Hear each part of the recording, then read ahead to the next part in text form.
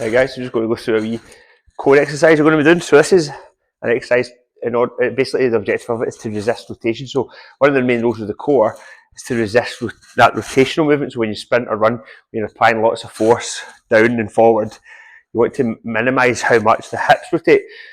So one way to mimic that is obviously we do renegade rows as one example of that. This is another really good one we're going to try here. So you're going to put your feet on this box, and you're going to drag the kettlebell across the floor and then flip it around. And as you drag it, you're going to resist the hips rotating from one way or the other. So for example, I'll do a few examples of it. So if you're going to take the kettlebell, when you want to pull it across, your body and hips are going to want to rotate like this because it's an easier movement to get it across because you're going to use more of your weight to do that. Your job is to not do that though. Your job is to resist the rotation to the hips. So you'll take the kettlebell, drag it across and flip it round like that.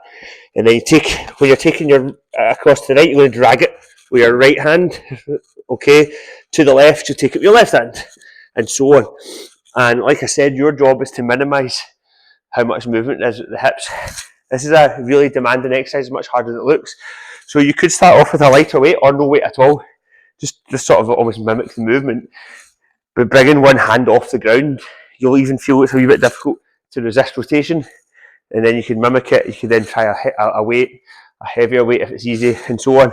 But try it just body weight to begin with if you want, and then see how it goes from there.